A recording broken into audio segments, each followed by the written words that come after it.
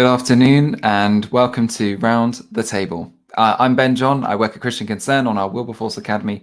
And do put in there in the comments, it's great to see where you're joining us from. Please put in a greeting. It's so great, these weekly events that we've been doing and being able to engage with followers, supporters, or anyone that just kind of stumbles in as we engage and we tackle some of the key issues facing us today in society.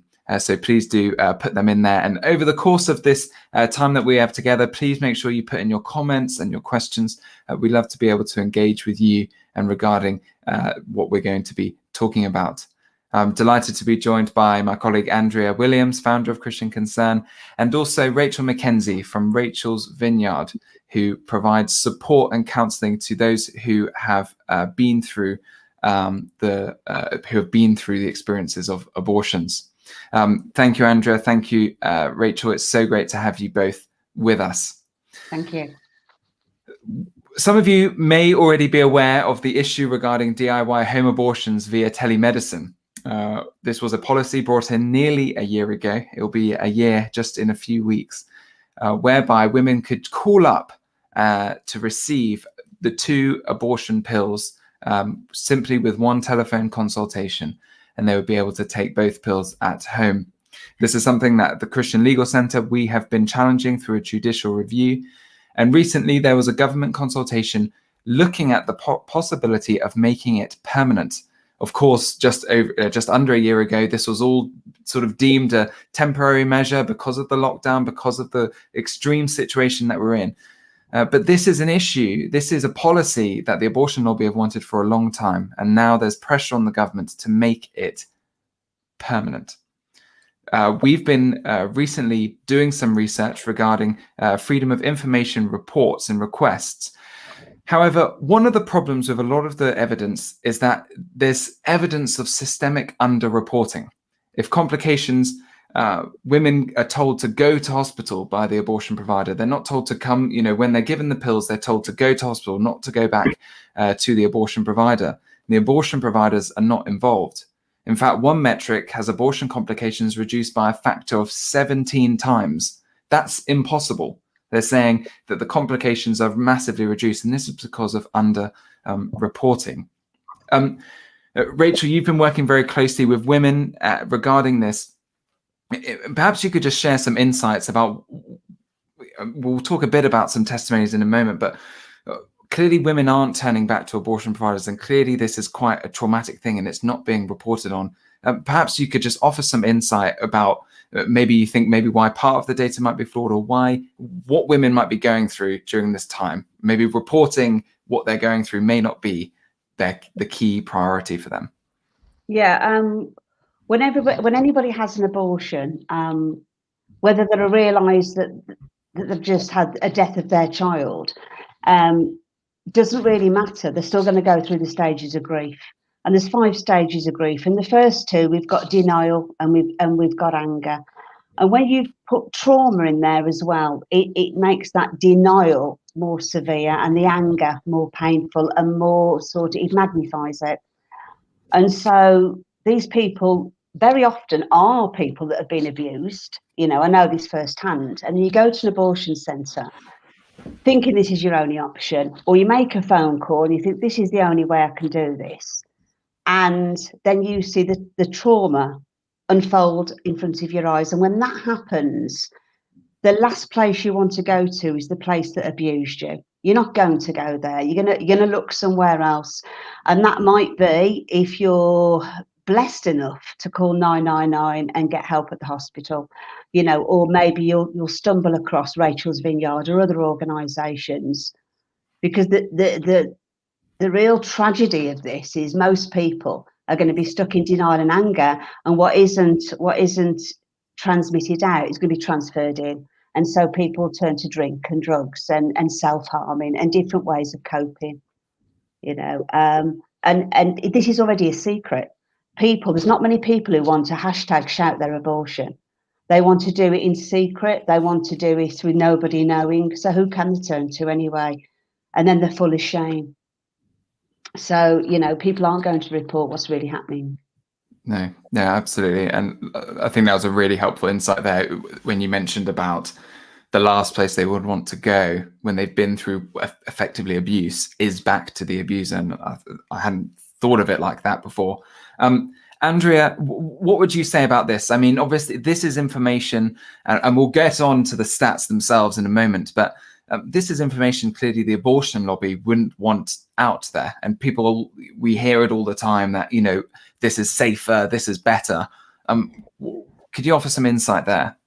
Well, something that continually surprises me is just logically, how can it be safer to speak to someone on the phone, say that you are not ready to go through with a pregnancy, and then receive 2 pills by post to your home, and no one's usually even seen you as we're looking at one another across the screen now. Very often it's just a phone call.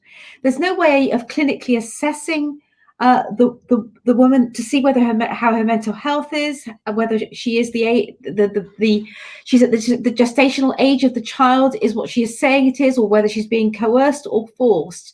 How can it be safe to send 2 pills that are so powerful that they cause you to expel the life within your womb? How can we say that's safer? And I think that Rachel's strong description there of the women that find her coming in and going through these stages of grief, which is denial and anger and trauma, and no one really speaking about that, because it's all meant to be nothing, and it's all just meant to be okay. The women are told, and we know this at first hand through the Mystery Client Project and also through the story of Sophie and other women that we've met, it's going to be just like a very heavy period. Well, very evidently from many of the stories that we've heard, it isn't just another heavy period. It's all of the things that Rachel has described, and I think we're going, this, and then in the midst of all of this, leaving the woman alone in the home to see what she's doing, because that then creates trauma in the home. So I just think on a very practical level, how does anyone really think this is a good idea? But also the silence around it, because the numbers, the statistics say that there have been over 100,000 abortions by pills by post, 7,000 every month, and 3,000 with clinic visits since the beginning of the pandemic, since last March, so a year ago. That's a lot of people. That's a lot of people that are going through this, and we hear so few voices. And I think that again, it's this total silence on this issue. And just perhaps before I pass back to the discussion, something that I've been saying a lot lately is the law comes downstream of culture. But if the culture is continually saying that the baby is just a clump of cells, if the culture is continually saying that abortion is nothing, if the culture is continually saying it's just like a bad period, it's not a big thing, you have to move on, it's your right, it's your choice, it's all about you, it's not about another life, it's not about consideration of that, then I think that the women that then end up really beating themselves up about it, or traumatized, or seeking out Rachel's Vineyard, they need to be given permission to grieve. And also we need to say, the reason why you thought it was nothing, the reason why you received those pills is because the whole of culture is saying it's nothing, and you believed them. You believed the culture. You believed, well, what I would call it, the lie. And the reason why we believe that lie, Andrea, is because we're so busy. And busy is being under Satan's yoke. And we're so busy, nobody actually stops to think what we're doing. And you see, I mean, reproductive health care, it sounds great. Reproductive rights, it sounds wonderful. You know, fetus somehow just sound so human. You know, it is a clump of cells. And so but you see, because we all know, especially as Christians, that we're made up of body, soul, and spirit, that, you know, my body, when I had my first abortion, my body knew. Do you know what I mean? It was crippled by it. You know, my second one made sure that I never had children again. My spirit immediately, you see, because whether we realise this or not, it doesn't, you see, whether you believe in God or not doesn't change who God is. He's still there. You know what I mean? So just because I didn't believe in God, the day I had my first abortion, I knew who the devil was. Because the devil told me the lie. First of all, said it was the best thing I could do, and then said, "You're going to hell." So for somebody who hadn't got a faith in God, I knew where I was going. But what most women do is they just live this hell, and they live it on their own, going through exactly what you're just saying. But most people are doing it because they're busy and they haven't stopped to look at the lie. I think that's the thing. There's so many lies in the culture that we hear. A common refrain that we hear from the pro-abortion lobby is the "We Trust Women" campaign. And yes, we do want to trust women, but trust them to do what?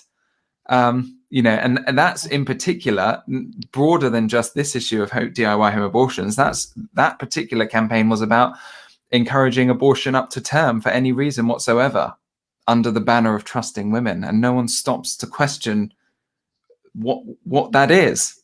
Yeah, but absolutely, yeah. And I loved that, as you said, busy is being under Satan's yoke, and it most certainly is. And we can I just say, sorry to interrupt you, but you know, when I had my first abortion, the abortionist afterwards came to my bedside and said, you know, that the procedure was a success.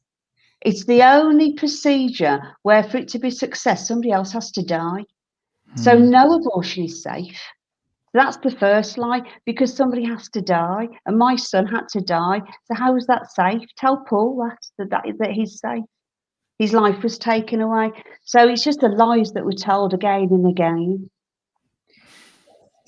Wow, I mean that's incredibly. It's incredibly powerful. But despite that, Rachel, what I'm interested in, and we actually haven't talked before around your testimony, around your story, but despite that trauma or the lies that were told, then you went on, you said, and had a second abortion.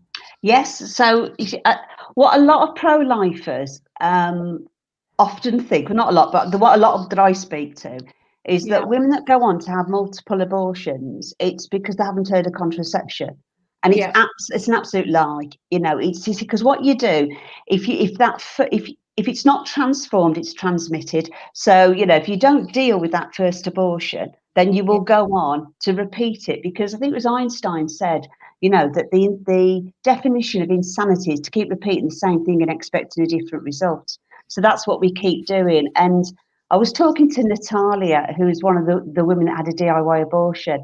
And she said, after coming to Rachel's Vineyard, do you think it was too soon that I came too soon? Because she came 6 months after the abortion. And I said, you know, if you didn't come, I said, you'd have already had another abortion. You know, because this is what we just, and she was blown away by that. You know, that if you don't deal with it, this is what you'll keep repeating it. You know, so I never dealt with it. I went straight into denial and anger. I never moved into bargaining or depression. I was so angry, it was unbelievable. I don't know what I was angry at. You know, which when you look at the pro-aborts, look how angry they are, you know.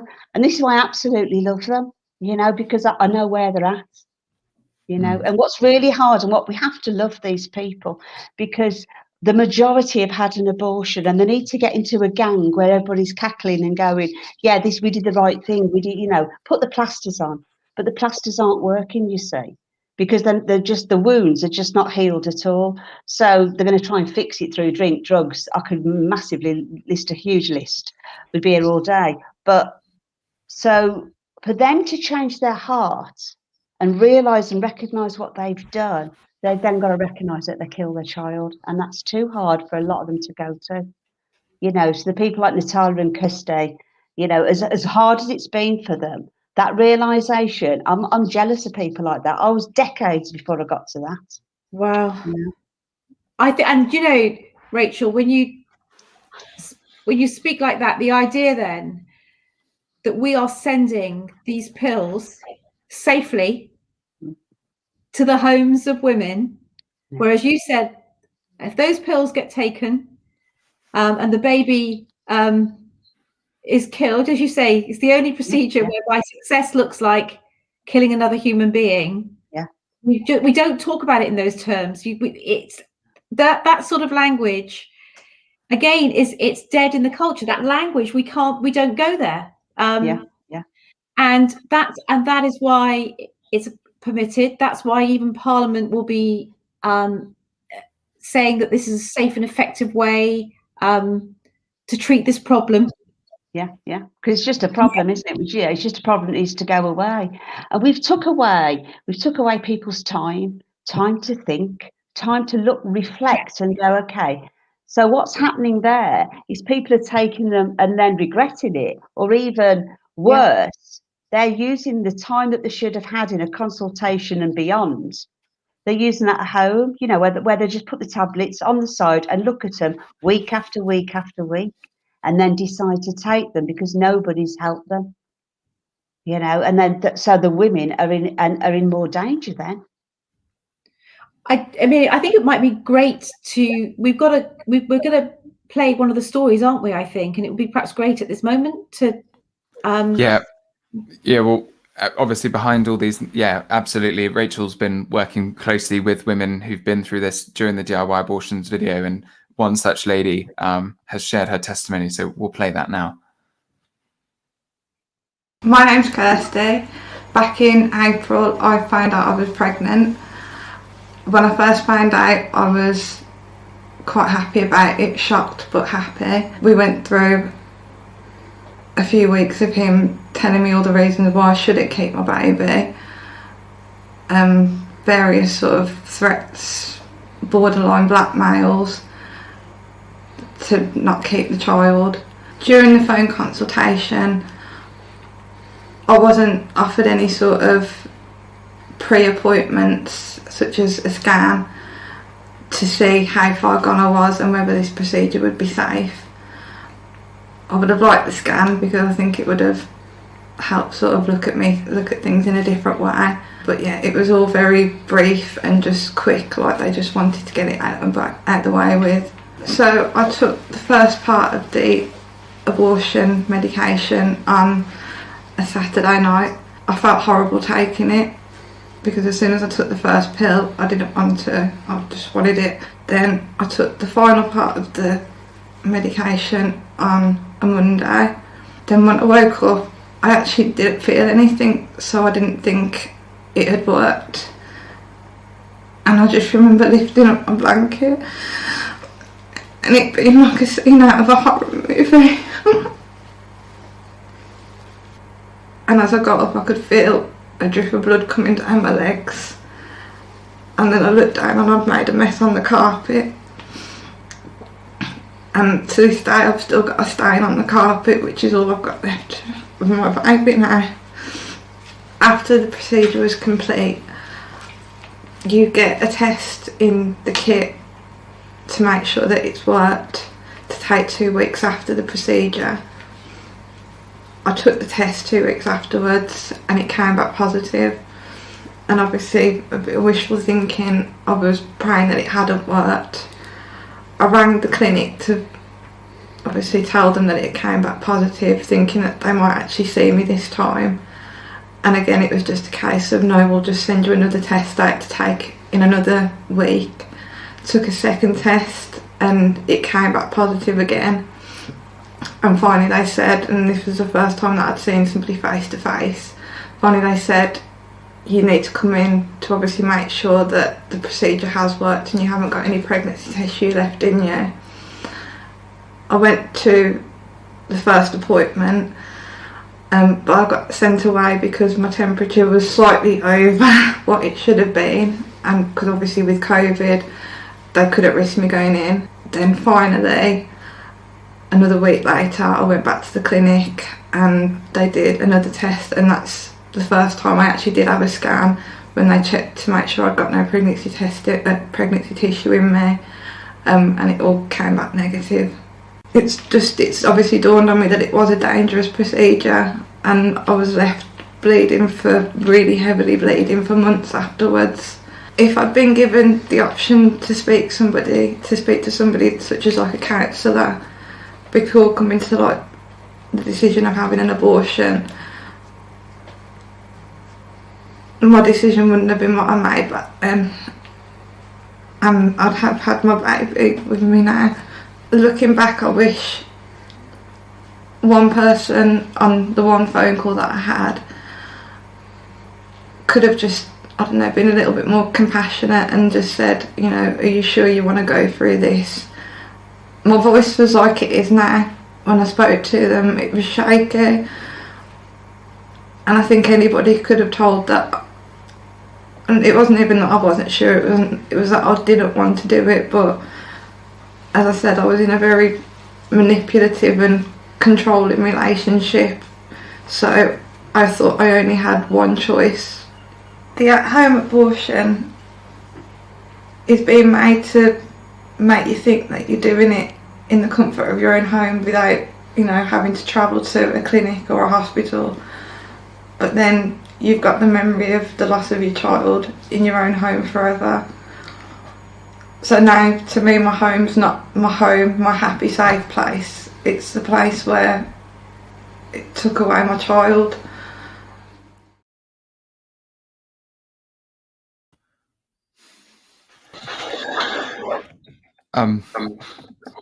Powerful, heartbreaking, and deeply troubling testimony there. Rachel, you've been walking alongside Kirsty. You've been hearing many testimonies during this time. Can you just share a little bit about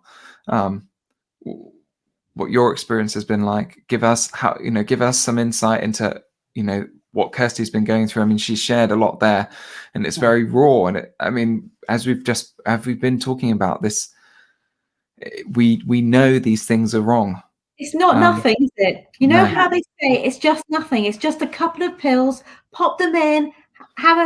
It's not nothing.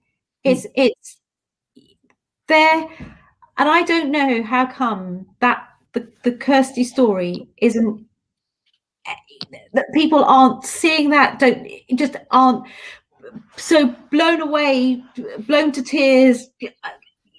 Why they aren't seeing? We need the ears to hear, don't we? That's why. We do. And we need the eyes to see.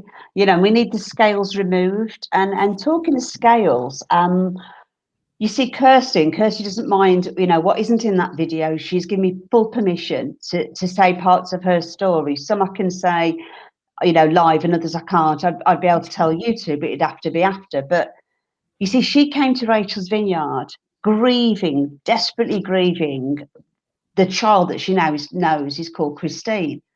And, you know, she came along, she could hardly speak, you know, her voice was like a whisper. It was so choked off through the trauma. And she'd ring me all the time, like, please tell me the retreat's going to carry on, especially when into lockdown. And thank God we could carry on. When she came to Rachel's Vineyard, I was told by somebody who knew her very well that she'd suffered from an eating disorder. And I said, are you sure this is her first abortion? And they were like, oh, yeah, because this woman that happened to be on the team worked with this woman. I was like, right, okay. And at Rachel's Vineyard, something happened where she suddenly realised that that she'd actually, the other abortion mattered too. And the difference between them, why she was only grieving one, is Kirsty wanted Christine, but she didn't really want Joseph. So it wasn't as important. And at Rachel's Vineyard, you see, she got to pick up both the children. So she came grieving the one child she was dragging behind, and she picked up both. And she realised that, you know, when she said, I said, and did you have an eating disorder? And she said, yeah. I said, what came first? And she said, the abortion. And she saw then that the eating disorder, you know, the bulimia and anorexia, because we fill ourselves to empty ourselves. So we do it that way, you know. So there's an awful lot of healing, but there's an awful lot of trauma. She had no faith at all. Even though Rachel's Vineyard's a Christian retreat, you can come if you're Muslim, you can come if you're no faith, if you're atheist, I don't care, because tears are tears are tears, you know, and grief is grief. And we're all mums and dads that are suffering. And so with Kirsty, she came, and when she left and we had our reunion, didn't she go out and buy herself a children's Bible? You know, and we're now starting a Rachel's Vineyard virtual alpha. So, but you have to have done a Rachel's Vineyard to be on the alpha. And she's doing that. She can't wait to find out more about God. But what you see in that video is she's still grieving. You know, I lost my dad 10 years ago. I can still have sad days, still have sad moments. And that's what you're seeing now is a better form of grief than what she was in. She's not on her own. The other women and men that come. I've seen somebody at Rachel's Vineyard actually self-harming themselves as they're talking to me, and they don't even know they're doing it. You know, it just becomes part of their makeup because that's their way of coping. Natalia and others, you know, that it was never their decision. That's the biggest lie. It was never their decision. I've had that many operations, and when I have an operation, all my operations actually all of them are down to my abortion. And all the operations that I have, from the acid come up into my throat to just my bowel, all the operations I've had, the doctor says, we're going to do this and we're going to cut that and we're going to bend this. And even if I don't want to hear it, I have to hear it. And afterwards you say, and this could happen and that could happen. But they don't do that with an abortion. They don't do that with these tablets. So so when you have all these complications, you're just absolutely shocked. Kirsty and Natalia and all the others, they never were told the truth. You know, I mean, how many ambulances, you know, are called? The stats are pretty shocking, aren't they, Ben? Yeah. So research from our FOI requests from the NHS hospital trusts, well, about the ambulances, we found that there are 36,999 calls per month following abortion pills, 20 ambulance responses per month on average. Every month, this is FOI data from the NHS hospital trusts for 2020. Every month, 495 women attended hospital with complications arising from so-called retained products of conception after a medical abortion. Every month, 365 women, after using the abortion pills, required hospital treatment to surgically remove so-called retained products of conception. So just to confirm for anyone that doesn't know, retained products of conception is when not the whole baby hasn't been expelled, and some of the babies is remained there. So it's the abortion pills. 365 women required every month hospital treatment to do that.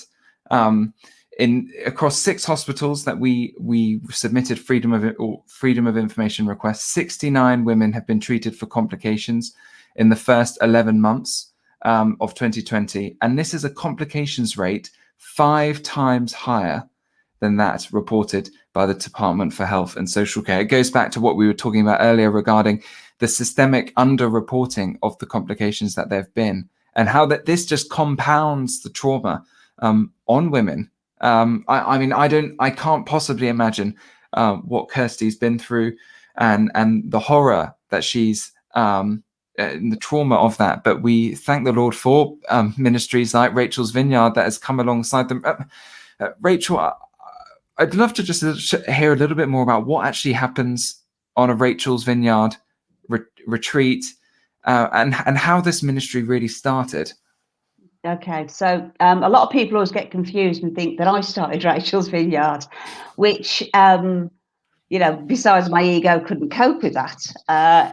But I shouldn't have been called Rachel, and that's the interesting thing. I was meant to be called my sister's name because my mum's favourite name was mine, but my mum was sort of like coerced into not calling her first Rachel. But I was meant to be called Rachel to do the work that I'm doing, and God had that plan already. He knew what my name was going to be.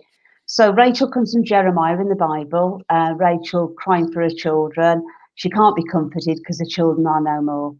And the vineyard is where the best work happens, is in God's vineyard.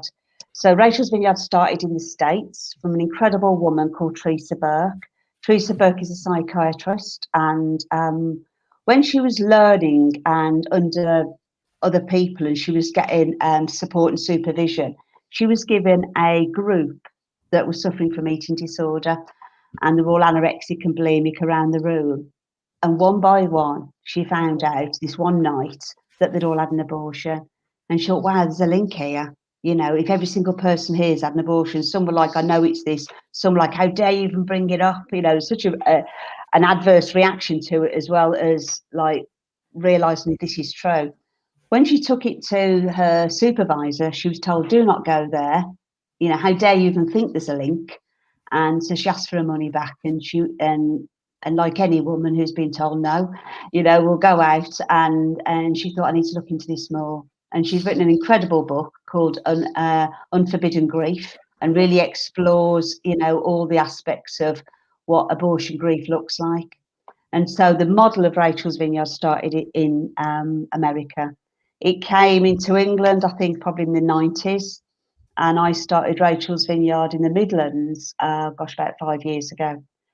So the model of Rachel's Vineyard, doesn't matter which Rachel's Vineyard you go to. If you go, we've got 3 in the country. We've got 1 in Kent, 1 in Scotland, 3 in the UK, I should have said, and the Midlands. And you work through. It's not just. It's like a retreat, like no other retreat. So you come on a Friday, and we immediately start, and it's really intense. And it has to be intense because we've got to get, you know, a lot of work, a lot of grief work done within that weekend. And I would say that so on the team, there's always somebody that's had an abortion, like myself, and I'm the facilitator, and somebody else, because you can only go as far as you've been to the gates of hell yourself. That's why, like, you know, with Narcotics Anonymous and Alcoholics Anonymous, it always says on their signs, you know, one addict helping another. So I'm there for that reason. Then we have a priest that's there for some of the sacraments if you're Catholic, but really to represent what a good man looks like, because a lot of these women are hurt by men. And also it's very supportive when a man comes on a retreat, because the retreat, you know, this doesn't just take away your motherhood, this, you know, or your fatherhood. It takes the whole family's going to be affected by it. So moms, dads come, grandparents come, siblings come, people that work in the abortion industry come as well. So with any grief, what really helps any grief is to have a funeral. And the majority of women that have had abortions have not got the remains of their children. Sometimes they have, but the majority haven't. And so because there's no funeral, there's no end to the grief. It seems to like they're getting on a treadmill and they can't get off. And so what they do is they come to Rachel's Vineyard, and we have a memorial service at the end. And that really is a beautiful service that we have. And it's a service that honours the children and honours them as parents. You know, see, I came to Rachel's Vineyard grieving the child that could have been. And everybody in that room was so distraught, and I couldn't even cry. I was so numb to it. It was unbelievable. And I worked out that everybody else in the room had got a child, but I hadn't. And that's what the difference was. And I said, oh, it's because you all went on to have children. And it was the priest. He started getting really upset, and he said, Rachel, don't you understand? It's not that you could have been a mum. You are a mum. And that blew my mind. And that's what Rachel's Vineyard does. You see, I had 2 abortions because I didn't want to be a mum. What I didn't recognise, today I'm a mum of 2 dead children. It didn't stop me being a mum. I'm just a mum of, you know, of Jude and Paul that are not here anymore, that love me with so much love and so much forgiveness because they're in heaven, and I can't wait to meet them one day. So I do this work as well to honour my children and to help other people realise that they are mums and they are dads. You were showing us just before we came on here the little sort of sculpture behind. I think it'd be great if you just show us and explain that, because it's such a beautiful. So this is a sculpture from Slovakia, and it's from a famous artist out there, Martin Hudasa. I can never pronounce his surname properly, and it's the memorial of the unborn. So this is a woman, a mother that's grieving her child, and that's her child forgiving her. So yeah, it's beautiful, isn't it? And on that note, you see, what people aren't aware of is abortion annihilates your senses. So, like, for example, my second abortion, I was awake and I actually watched the abortionist count the body parts. And I will never, I remember Abby Johnson says, you know, abortion's got a smell. It has got a smell, and it's got a taste, and it's got a bright light. And the only way I can describe the pain was white light. And all my senses were annihilated that day. And I was in the safety of an abortion centre. But I went into shock, you see, and I stumbled out. And as bad as the abortion centre was, I was safer there than that happening at home. So what Rachel's Vineyard does is it brings your senses back. So you get to taste things, smell things. It's quite we use all the senses. You'll hear things, you'll see things that will just restore the goodness always through Jesus. It's incredible. The miracles we see happening are just awesome. And it's so inspiring to hear your story. I mean, you've been amazing in this period, Rachel, in terms of working with various pro-life groups to seek to expose the reality of what DI abortion is doing. There's incredible statistics. The number of abortions during the pandemic has been 209,000. Half of those have been by pills by post. I think when we actually think about the stats, if you think that every day we're hearing the COVID death stats, and where do they stand now, Ben, at the moment? Is it around 110,000? Yeah, around that. Yeah. Just think the whole of this nation is shut down, locked down, because 110,000 people have died, average age around 80, with pre-existing conditions, shut down. And we talk about it continually. The economy has been ravaged. All this stuff has happened. And yet these silent deaths are going on. 100,000, 200,000, 209,000 lives that will not get to live on this earth. Absolutely. Yeah. But also 209,000 women that, unless they find a Rachel's Vineyard, are dealing with this grief that you speak about, or this suppressed grief, or this. And do you know what makes it really difficult as well to come out? And yeah. I think this really needs to be addressed by pro-life groups. Is, for example, I've been doing this work for many years now, and luckily I've got quite a thick skin, and I really don't care what the general public think of me. I care what God thinks of me. And with the work I do, when my story goes out there, I did something with women hurting in Ireland. I think about, I don't know, 250,000 people watch this little video. But the comments were, I mean, one abortion was bad enough, but couldn't she close her legs for the second one? Jesus doesn't forgive her. She's a murderer. And then language I wouldn't be able to use on here. Now, it doesn't bother me what people call me, but what bothers me is somebody who's hurting is reading that when they already think they're going to hell. And they've got Christian pro-life people that are saying, yeah, you're going to hell. Just it's comments like that. I went on Twitter, and there's a wonderful man on there, pro-lifer, and he's so loving, and he just put, we have to love the repented pro-life, post-abortive woman. I said, Jen, you need to love the ones that don't repent as well. You can't make that distinction. And I think pro-life, we need to stand up for these women. We do, and I feel such relief hearing you, Rachel, because how you speak, the reality, the spoken reality, because so often as well, those that are hurting, they don't want to tell their stories, do they? So part of kind of not being able to get this out there, or to talk about the reality of it and the silence of it, is because even those that have come through something like a Rachel's Vineyard, many of them still do not speak. Yeah. And it's because, of course, because they fear what people will think of them. I mean, for a lot of people, it's just not safe. Sorry? For a lot of people, it's not safe because family members don't know, but the ones that can tell the story, I mean, the one woman, she had an abortion and she didn't realise it was twins.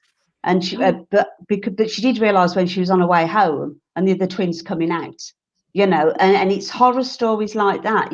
One day she lets me tell her story, or the woman that, demanded the abortionist to give her the remains when she suddenly realised, as soon as she opened her eyes, she realised it was human and they were in a freezer, that these stories, but it would be so much better if these women could say those stories themselves. But when they read the comments and what people think, it's like they don't belong in the pro-aborts world anymore.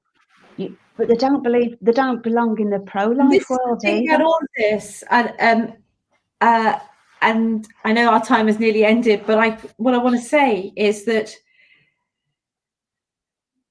true love demands that we speak truth to a culture that's dying, to a culture actually of death, a culture that celebrates and permits death, a culture that calls choosing death a good choice. Yeah. Because we, as Christians, we know that Jesus Christ shed his blood for each one of us, that he loves each one of us, and that we can be restored and made whole. He is the one who offers the hope of eternity and eternal life, not to be confined by the grief of this of this age, or even the limitations of this world, but rather the hope that is into eternity.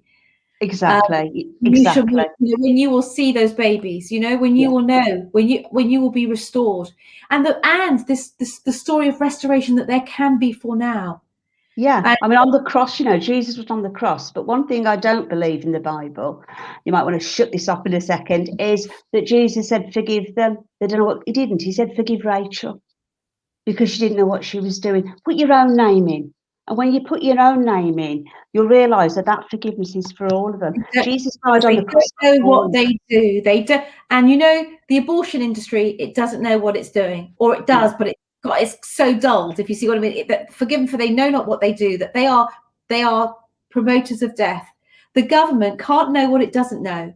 If the church is silent on this issue, if the church won't speak, if the church won't weep, if the church won't, because who else has God got to stand up and speak on behalf of the women in the unplanned pregnancies and giving them an alternative? I want a Rachel's Vineyard in every town, Rachel. I want to see this hope in every church. I want to see every church having this simply as part of their ministry, because that way we could put an end to this misery and this trauma. That way we could bring the hope of healing. That way we could have lots of Kirsties buying children's Bibles and wanting to come on Alpha courses and wanting to hear the good news of Jesus Christ. That way we can get, restoration, beauty, hope, life, love. The thing is, this is the thing about your testimony too, because I don't look at a woman who's cowed or bitter. I look at a woman that has faced up to doing something that she didn't understand the whole of what she was doing, that put her into hell. But you are there, so restored, so forgiving, so loving, so with a plan and a purpose, something so beautiful in your life now. As you have a ministry that seeks to save and saves people from what they might do even to themselves. Yeah. What a story, what a glorious hope. And the thing about Jesus and the thing about Christianity, and in the midst of all of this, is that this is the hope that we have, that we need to share, that we bring, and no one is too lost. Exactly. And no one has done something so bad that Jesus didn't cry out their name on the cross. No one. Exactly. No one is beyond what he did on the cross. He says, Rachel, I love you. Yeah. Rachel, I love you. You see, I'm his favourite, but second place is I really am. Thank you so much. I feel like that's an inspiring and encouraging way for us to end. Rachel, I've been hugely inspired myself hearing about you, hearing about the such important work that you're doing, which is sad that it needs to happen. But we thank the Lord for you and all that you're doing, and that hope that we have, that forgiveness that we have in Christ. Because of what he did for us on the cross. So thank you. If you thank you everyone for tuning in. I hugely encourage you to find out more about Rachel's Vineyard. You can do so at rachelsvineyard.org.uk and have a look. You know, we all probably know someone that needs to go on a Rachel's Vineyard. So have a think and pray about who you could point towards. Thank you all for tuning in. It's been a blessing. Sorry, I haven't really gotten to the comments or questions, but Rachel, just to say, there's been a lot of encouragement for the ministry that you've been doing. So thank you all for tuning in. Thank you, Andrea. Thank you, Rachel. And we'll see you again next time.